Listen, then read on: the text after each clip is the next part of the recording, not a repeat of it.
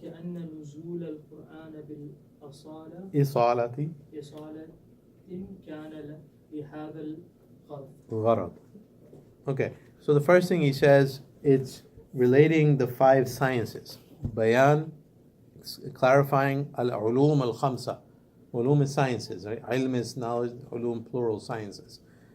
The five sciences. So the first chapter is about the five sciences. التي يدل عليها القرآن العظيم نصا, that the Quran has identified in its text. So the Quran for him identifies five sciences. And that's what the first chapter is going to give us. What are those five sciences? وَكَأَنَّ, and then he says, it's as if نُزُولَ al-Quran, the revelation of the Quran, was only for the sake of this goal, to present these five sciences. So the whole purpose of the Quran is to give you these five sciences. So that's his yeah. But if you look at the sciences, you probably agree with him. Like, you're probably thinking science is tafsīr. No, that's not what he's talking about. Okay. That's the first chapter. Okay. I think I have. Okay, this is that second page. Okay, you know what? I do have a slide, so let me open up the slides. Bear with me, I'm going to find the slide of the five. Is that your library? Yes. Okay, so this is his book, Al-Fawzul Kabir. Right, this is the structure of the book. Okay, and Al-Muqaddimah is the first. This is the introduction. Muqaddimah is always separate, right? And then he has five chapters. I put four here, but it's five. Okay, I'll fix that for you. Number one is the five Qur'anic sciences. Okay, so that's the first chapter, five Qur'anic sciences. Okay, Al-Bab al-Thani, what's the second chapter? الباب الثاني في بيان وجوه خفاء في معاني نظم القرآن بالنسبة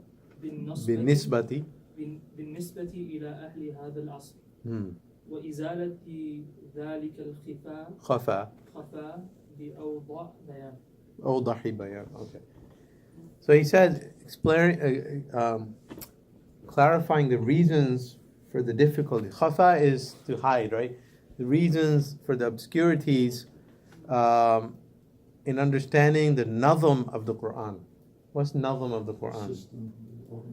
The organization of the Quran, the composition of the Quran.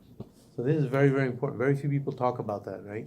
So he's going to talk about the difficulties of understanding the organization of the Quran ila ahli hadha al-asr, for the people of this time, wa izalati, and to remove dhalik al-khafa, those difficulties, in the most clearest manner. So the second chapter is about understanding the Quranic composition, the structure, the makeup, the organization of the Quran. Right? What does he mention the people of this time? People of his time. I mean, his era, the people he came across. You know, he's not talking about any particular birth, but his experience. So this book is written from his life experiences. Okay. So second chapter, understanding the Quranic composition. So these are, you're going to give you the titles of the chapter. So in your notes, when you study a text, you're going to have an outline. So these are going to be the titles of your chapters. Okay, the third chapter. الباب الثالث في بيان لطائف نظم القرآن وشر أسلوبة البديع بقدر الطاقة والإمكان.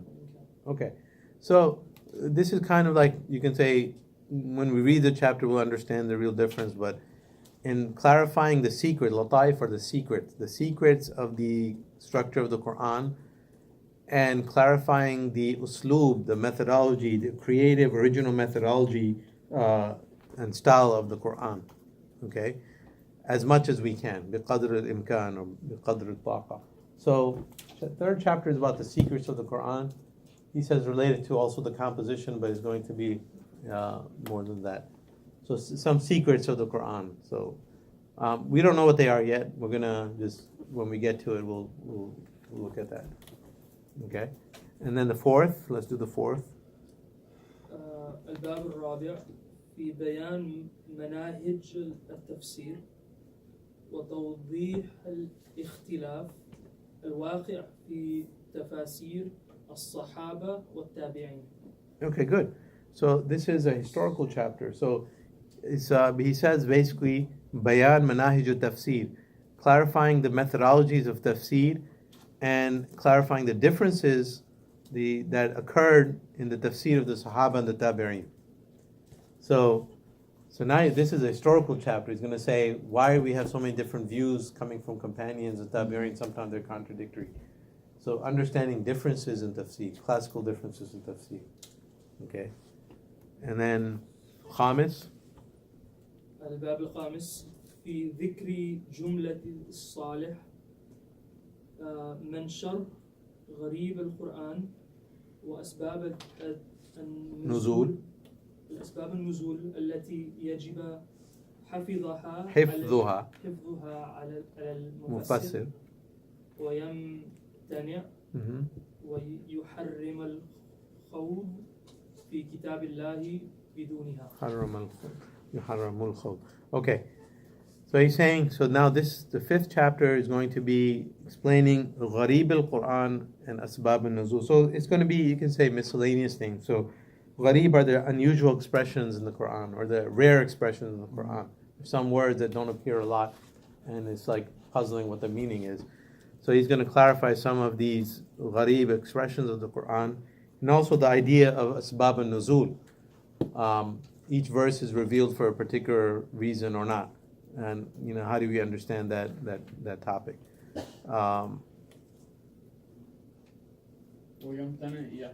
Wayamtana means it's forbidden.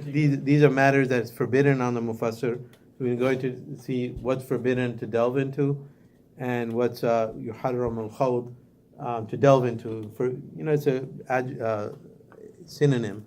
Fi kitabillahi biduniha. What are the things? Okay. You cannot delve into the Quran without them, biduniha. So what are those things that are essential to enter the Quran and discuss the Quran? So this is the structure of the book. This is the end of the muqaddimah. It's a very short muqaddimah. So you have 5 things. We're going to do the 5 Quranic sciences, understanding Quranic composition, some secrets of the Quran, differences in tafsir, and then 5 is some gharib al-Quran and other matters. So it's a lot, although it's a short book, and hopefully, inshallah, make dua that we're going to finish everything. It's a lot to cover. Having to listen to the Arabic one today, and it goes like really complex. It's concise, but it deals with a lot of issues and all in a methodical way. Like a commentary? You listen to yeah, it's good. Mashallah. Yes. I have a question on the conceptual level regarding this. Sure. Now, I can understand, the whole process of Islamic sciences being codified and, documented in text. Mm-hmm. But especially regarding the Quran, this is something that, is always puzzling me. Like, the Quran came down to, Bedouin Arabs. These are people who weren't, some of them weren't literate. These, whatever the case may be, they had the understanding of the language, but it primarily addressed them on like this emotional level, and this, it really questioned and reached inside them, right? Mm-hmm. So are we sometimes overcomplicating it by, creating these disciplines around the Quran, especially regarding tafsir? Can it be understood, or should it be understood using these frameworks, elaborate frameworks, or should it be understood at a very simple level? That's a great question and insight. Absolutely. With some of our frameworks, we've destroyed the meaning of the Quran, such that the faqih who writes tafsir of the Quran, like ahkam al-Quran. And it may not be his intention to tell you this is what the Quran was revealed for, but he's giving you all the rulings from every verse. So he reduces the Quran to a fiqh book. Allah never revealed a fiqh book. Similarly, you'll find scholars today who are into science, and they're always talking about, the constellations and science, and Allah talks about this, and He also talks about the embryos and the salt water, and He has reduced the Quran to a science book, and Allah never revealed the science book. And then there are some individuals that really went astray, and they started getting into mathematics. You remember the mathematical controversy? So they reduced the Quran to mathematics, and it's an engineering, marvel, and so all these individuals. Some people are into aqidah and perhaps minutia of aqidah, and they look at every Quranic verse that has to do with that from the lens of perhaps kalam or mantiq or their own frameworks. And you reduce Quran to a theological book, and it's not a theological book. So that's the thing. Every human attempt, or many human attempts, have failed. Allah revealed the Quran. You can't say it's a law book. You can't say it's a history book. You can't say it's a science book, it's a mathematics book, it's not a fiqh book. It doesn't fit any of those categories. And that goes back to what I said in the beginning of the seminar. Some people don't fit in categories. Imagine the kalam of Allah Azza wa Jal. Can you put that in a category? You will never be able to put it in a category.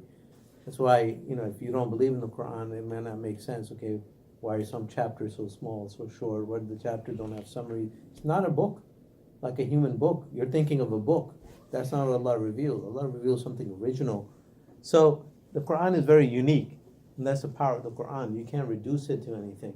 You can write these books, and you can understand the wisdom of, or derive like some of the miracles from the Quran. You can understand fiqh and rulings from, but that's not the purpose of the Quran. So a good tafsīr or a good understanding of the Quran will always go back to that simple language of the Quran. So now, of course, it's not possible to understand language for me and you. We don't understand that Arabic.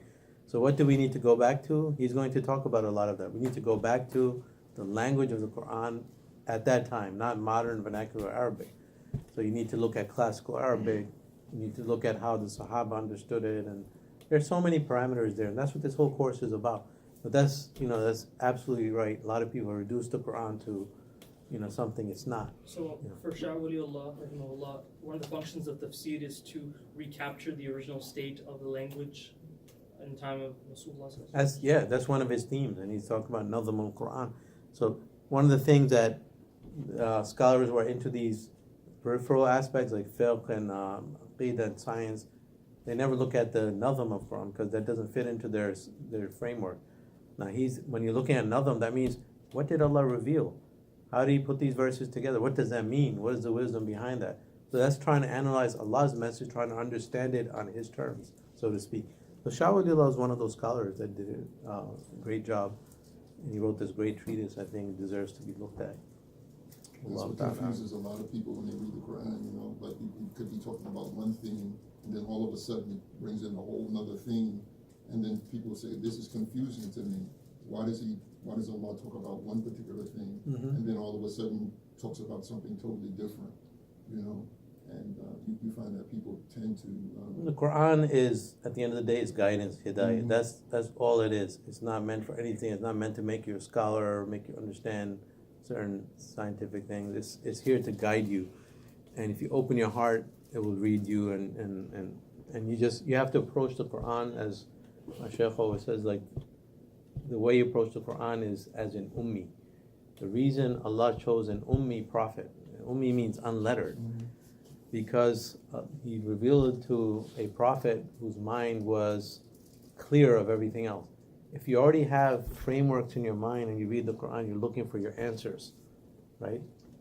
But when you read the Quran, you have to empty your mind, clear your heart, empty your mind, let Allah speak to you. That's really hard to do, and that's the only way to do real good tafsir. We have books here if anybody needs them. So I'll let some of you leave and we can continue talking. But anyone who leave can. So again, the sign-in sheets are very important. I need everyone's name, so I'm communicating with you email. And I have the English books up here if you're interested. Yeah. Did you take Venmo? Take what? Venmo? What's Venmo? It's like I never heard of that. It's great. What language are you speaking? Okay. It was an app. Jazakallah khair. Transfer. Okay. Do you have Chinese? Yes. Okay, good.